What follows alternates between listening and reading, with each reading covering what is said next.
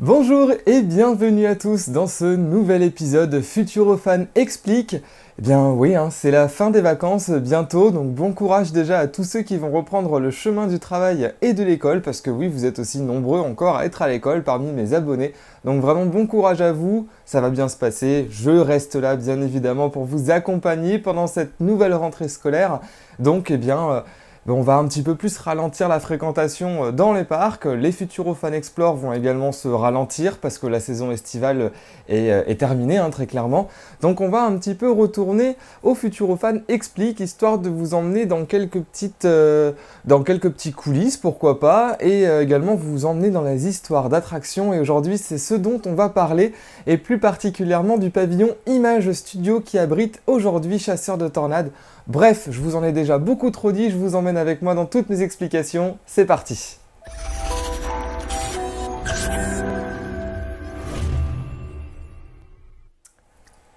Le pavillon Image Studio, eh bien c'est tout simplement celui-là. C'est un très gros pavillon qui a été construit en 1995 et en plus il a été construit pour une raison particulière. Parce que oui, il a été construit à l'occasion du centenaire du cinéma. Et ce n'est pas pour rien, parce qu'à partir de 1995, il va abriter un petit circuit à faire à pied qui va vous permettre de découvrir les coulisses du cinéma. On va zapper un petit peu, on va même accélérer un petit peu les choses parce que malheureusement entre 1995 et 2005, il y avait très peu d'historique sur ce pavillon et les attractions et l'attraction en fait tout simplement qui était à l'intérieur. Donc on va passer directement au début de l'historique que nous avons, c'est-à-dire en 2005 avec l'ouverture de Star du Futur. L'attraction Star du Futur était un type de dark ride que vous pouviez effectuer aussi bien à pied qu'en nacelle. Alors dans tous les cas, c'est pas vous qui choisissiez, vous avez bien une partie à effectuer à pied et une autre en nacelle. Ça vous permettait de vous mettre dans la peau d'un acteur et de voir comment étaient faits les effets spéciaux en post-traitement. Eh bien, le post-traitement, c'est tout simplement ce que moi je fais après mon montage. Là, je suis en train de parler devant une caméra, mais derrière, j'ai beaucoup de montage. En gros, voilà, c'est tout ce petit bazar-là. Le post-traitement, pour les films, c'est 1000 fois plus compliqué que ça parce que vous avez le doublage, vous avez le montage, vous avez les effets spéciaux et j'en passe. Donc très franchement, ça vous permettait de voir tout ça, l'envers du décor, ce qui est derrière un film. Mais du coup, quel était votre rôle dans cette attraction et en quoi elle consistait? Tout simplement de vous plonger réellement dans la peau d'un acteur. En fait, vous êtes un sauveur du futur car il s'est passé une catastrophe.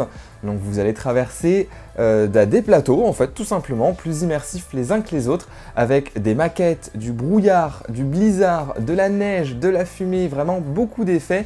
Alors malheureusement, je préfère le préciser, c'est une attraction que je n'ai pas faite parce que je n'avais pas encore été au Futuroscope avant la démolition de cette attraction. Ou alors j'y avais été mais je ne l'avais pas faite, je m'en souviens clairement pas en tout cas. Mais effectivement, d'après les retours que j'ai eus et les petites vidéos que je vous mettrai juste après et également en lien dans la description, en fait on pouvait voir que l'attraction était déjà très avancée sur son temps par rapport à l'année où elle a été mise en service et c'est ça qui est assez impressionnant. Et aujourd'hui, je vous avoue que j'ai un petit peu de déception quand je vois que je ne peux pas faire cette attraction et que je ne l'ai jamais faite. Bon, on a quand même les images qui sont toujours là, et aujourd'hui ça paraîtrait peut-être un petit peu has-been, on va dire, à côté des nouvelles technologies que nous propose le Futuroscope aujourd'hui. Mais voilà, c'est vrai que l'expérience, ça avait l'air d'être vraiment très immersive, et ça donnait envie de le refaire, parce que du coup, vous pouviez, sur les scènes à pied, donc vous vous preniez en photo, en vidéo, et après vous étiez incrusté dans une bande-annonce que vous pouviez voir à la fin. Du coup, vous pouvez vous amuser à faire des poses différentes, à faire des actions différentes pour avoir une bande-annonce à la fin rigolote ou complètement personnalisée. Et c'est ça que je trouvais vraiment fun, c'était déjà à l'époque toute cette technique d'incrustation d'images qui était faite automatiquement par des logiciels. Et ça, franchement, on voyait bien que le Futuroscope voulait déjà montrer les choses avant-gardistes et futuristes, même à cette époque-là, donc même en 2005. Bah oui, parce qu'il faut quand même le préciser, en 2005, nous avions déjà toutes ces technologies. Donc des serveurs, des ordinateurs, des caméras, des éclairages, de la projection, des effets spéciaux. Souvenez-vous, en 2005, moi personnellement j'avais 10 ans. Les ordinateurs, c'était ça, d'accord? Et dans la cour d'école, on se pavanait pas avec un iPhone ou avec le dernier Samsung. On était déjà super contents et super fiers d'écouter de la musique sur un lecteur MP3. Donc je pense que quand on remet un petit peu tout ça dans l'ordre, on se rend compte que effectivement la technologie à ce moment-là qui était proposée dans cette attraction, elle était juste folle. C'est pour ça que je me remets juste et que je vous remets également dans le contexte et la situation, parce que je pense que ceux qui sont de la génération 2000 ne se rendent pas compte effectivement à aujourd'hui de la technologie qu'ils ont entre les mains qui n'était clairement pas disponible il y a 15 ou 20 ans de ça. Bref, l'attraction Star du Futur était vraiment hyper appréciée des visiteurs. Elle était vraiment, encore une fois, avant-gardiste et les gens appréciaient la faire. Il n'y avait pas de scène qui faisait peur, il n'y avait pas de sensation, il y avait vraiment quelque chose d'inédit en fait, de proposer. Et on voit bien sur les retours et sur les commentaires que j'ai pu retrouver sur internet que c'était vraiment une attraction très appréciée et de tout âge, parce qu'il pouvait aussi bien y avoir des jeunes que des familles ou que des personnes âgées qui se sont bien amusées dans cette attraction et qui en gardent encore aujourd'hui un excellent souvenir. Petite anecdote d'ailleurs. Savez-vous que Frédéric Mitterrand, notre ancien ministre de la Culture, avait prêté sa voix en 2005 pour une radio-publicité directement qui avait été diffusée? Franchement, je le savais pas et je trouve ça plutôt rigolo. Donc même le Futuroscope, déjà, avait ces petites combines pour pouvoir toucher pile poil là où il fallait, même dans les publicités radio. Allez, maintenant on va passer un petit peu du côté nostalgie. Je vais vous diffuser quelques images de l'attraction Star du Futur. Alors bon, vous avez déjà pu en voir quelques-unes qui passaient juste au-dessus de moi. Effectivement, ça va rappeler des souvenirs à certains, donc n'hésitez pas à me dire en commentaire dès maintenant si vous aviez eu l'occasion de faire cette attraction et ce que vous en pensez. C'est parti, je vous laisse avec ces quelques images.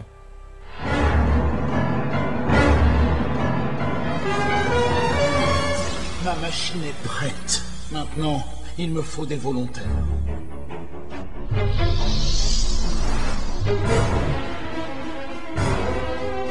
Une poignée de volontaires courageux allait relever ce défi.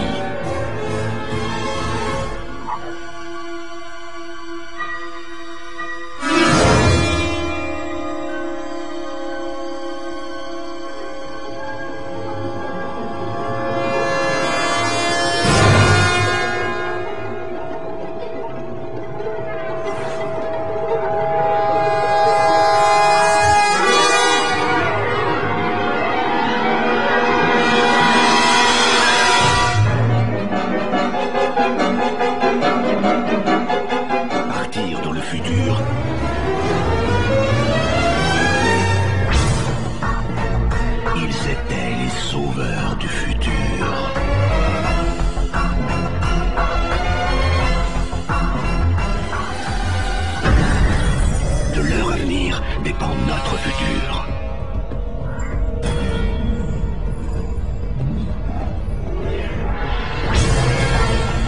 Chaque seconde compte.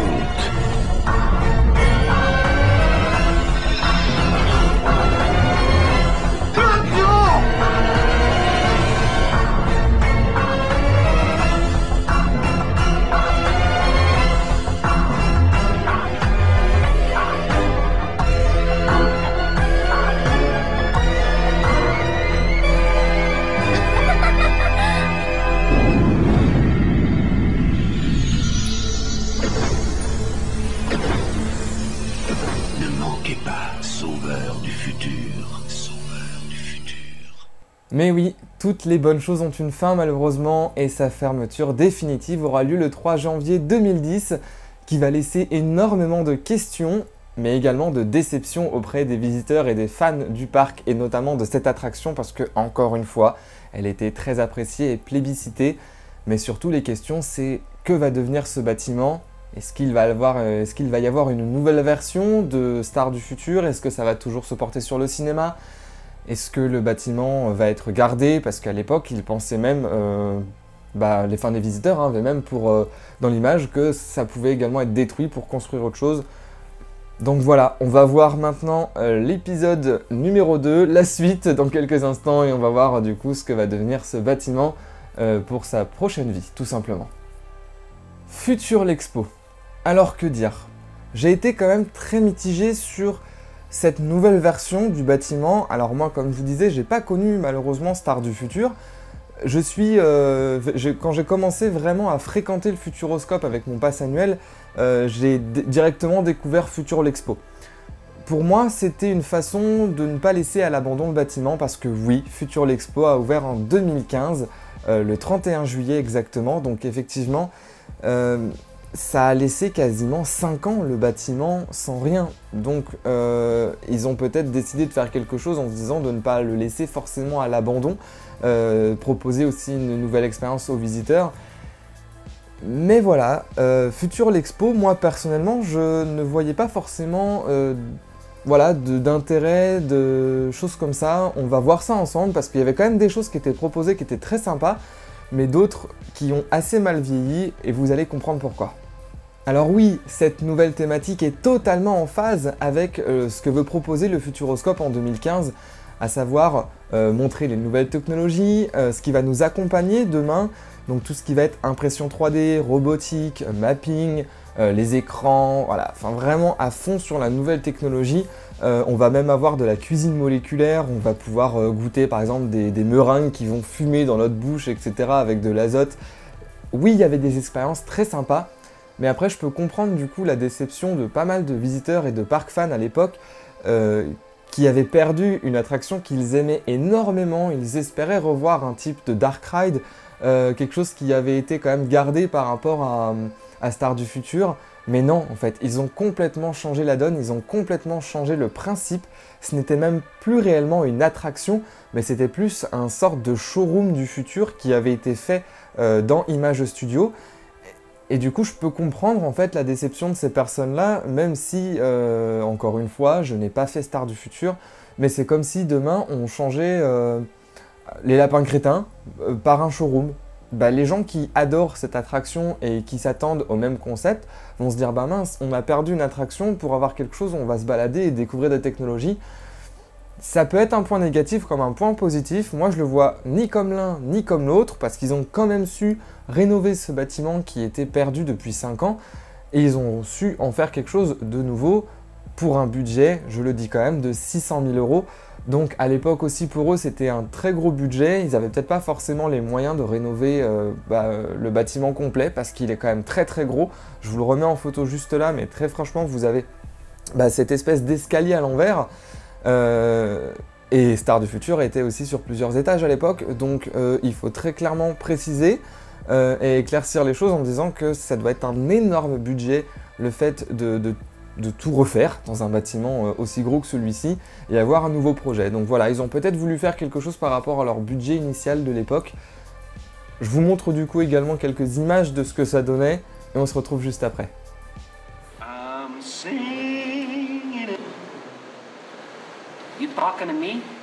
Lorsque vous entrerez samedi dans le pavillon des objets connectés du Futuroscope, vous serez accueilli par Sosibo numéro 12. Pendant quelques instants, cet humanoïde sera votre double et vous reconnaîtrez les expressions de votre visage sur le sien. Là, on est sur un produit anglo-saxon qui est humoristique plutôt, entre les deux. Mais il y a ce débat qui est un débat philosophique. Est-ce que le robot doit nous ressembler ou pas? Sans doute pour s'y attacher, mais pas forcément. Il y a plein de petits robots, des moupettes, des choses comme ça sur lesquelles on peut s'attacher différemment, même si ça ne nous ressemble pas. Passons à côté dans le dressing virtuel, celui de votre chambre dans quelques années, quelques mois, qui sait. Quelle robe, quel costume vais-je pouvoir mettre ce matin? C'est l'idée d'une balade dans le futur et donc nous mettons en scène un certain nombre d'objets qui vont être ceux de notre vie quotidienne dans 2, dans 5 années et avec ça nous avons des partenaires industriels qui vont nous permettre de créer cette immersion dans le futur. Celui-ci est très sympa. Il y en a d'autres là. Voilà, après vous pouvez changer la couleur de votre maillot de bain. Imprimante en 3D permettant de créer une figurine en poudre minérale à votre image ou un objet en fil d'amidon de maïs. Mini-drone oiseau. Lampe musicale aux couleurs changeantes commandée par un smartphone. Les exemples phares présentés dans ce nouveau pavillon sont étonnants. Il n'y a plus qu'à attendre pour leur diffusion grand public. Prenez patience. Voilà donc ces quelques images de Future l'Expo.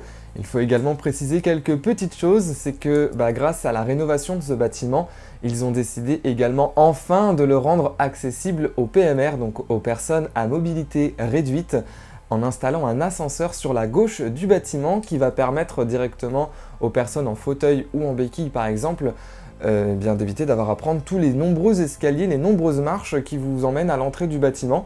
Donc si jamais vous cherchez où est l'entrée, vous allez directement sur la gauche du bâtiment, donc entre Objectif Mars et le CEMEX aujourd'hui, on va en parler juste après. Vous avez un ascenseur, vous l'empruntez, vous arrivez directement en bas au niveau de la porte d'entrée du bâtiment. Lors de cette rénovation, pour accueillir Future l'Expo, le bâtiment ne sera pas exploité à ses pleines capacités, car en effet le bâtiment fait plus de 3000 mètres carrés, ce qui est quand même très grand, et il n'y a que malheureusement 700 mètres carrés, comme on le disait, qui va être exploité par ce showroom du futur. Mais c'est en 2019, seulement 4 ans après l'ouverture de Future l'Expo, qu'Image Studio va de nouveau fermer ses portes au public pour laisser, encore une fois, les Imagineers futuroscopiens laisser place à de nouvelles idées, à de nouvelles imaginations pour créer une nouvelle attraction. Effectivement, en 4 ans, donc il a fermé en 2019, donc il a ouvert de 2015 à 2019. Bien en 4 ans, les nouvelles technologies ont très évolué, ça avance très vite. On se rend bien compte aujourd'hui avec les technologies qu'on peut avoir au quotidien avec nous. Si on prend un téléphone de 2015 et un téléphone de 2019, on voit déjà très clairement la différence entre les deux. Donc imaginez, c'est vrai que l'impression 3D en 2015, effectivement, ça pouvait paraître avoir un effet waouh, mais en 2019, vous pouvez très clairement en acheter une chez vous et faire de l'impression 3D. La réalité virtuelle, on peut en faire avec son téléphone, on peut en faire avec une console. Il y a beaucoup de choses aujourd'hui comme ça qui, effectivement, en 2015, avaient son effet waouh et son effet nouveau. En 2019, on peut avoir ces technologies à la maison, donc aïe, ce n'est plus du futur, c'est du présent. Donc il faut rénover et faire autre chose. Et là, boum, c'est parti, le Futuroscope va clairement foutre un gros coup de pédale dans le bordel. Et puis c'est parti, on passe à la 3e étape du pavillon Image Studio. Et oui, en 2022, le 2 juillet très exactement, le pavillon Image Studio change de nom et il va plus s'appeler Image Studio mais CEMEX. Alors je vous mets la description juste là, Centre d'études des météorologies extrêmes. Je crois que c'est ça. Ouais, je suis trop fort. Parce que très clairement, j'ai mis du temps avant de retenir. Parce que le EX à la fin, là, c'était pas logique. Mais c'est bon, je l'ai. Bref. Alors là, du coup, clairement, ça n'a rien à voir avec 1995 et l'ouverture du pavillon Image Studio avec... Au début, rappelez-vous, son petit circuit à pied à faire pour vous expliquer un petit peu les scènes et les studios de cinéma. Alors là, on se retrouve avec des technologies complètement dingues, avec des dalles Samsung, avec des écrans LED qui vous font un écran circulaire qui est, je le rappelle, le plus grand écran circulaire d'Europe. Et très clairement, on se retrouve sur une nacelle de 120 places qui va pouvoir tourner à une vitesse de 30 km/h, faire des mouvements de haut en bas. Voilà, je vous mets quelques images ici en même temps, mais je pense que vous voyez un petit peu. Alors attention quand même, pour ceux qui ne l'ont jamais fait et pour ceux qui ne voudront pas être spoilés, je vous invite malheureusement à vous rendre sur le chapitre d'outro de la vidéo, donc qui se trouve en fin, pour ne pas vous faire spoiler, parce que oui, on va en parler un petit peu, oui, je vais mettre quelques images, donc attention, si vous souhaitez garder la surprise pour votre prochaine visite, rendez-vous au chapitre suivant. Bon, je crois qu'il n'y a pas besoin de vous faire d'images ou de photos ou de vidéos sur la thématique de cette nouvelle attraction, chasseur de tornades. Oui, tout simplement, c'est les tornades, les tempêtes, centre d'études de recherche, météo, etc. On va tomber sur deux personnages, donc Alex Faure et Mélanie Melville, qui sont franchement assez déglingués, très drôles, très sympas. On a envie limite d'être leurs potes, on a envie de passer du bon temps avec eux, ils sont assez drôles.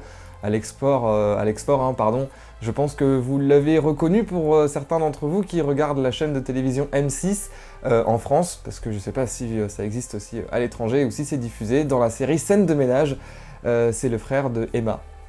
Voilà, donc petit clin d'œil à lui, parce qu'en fait, il a exactement le même rôle dans la série Scène de ménage ou dans l'attraction. Ça m'a vraiment fait plaisir de le voir d'ailleurs ici, la première fois que j'ai fait Chasseur de tornades. Bref, en tout cas, c'est vrai que on est vraiment plongé dans l'ambiance dès le début.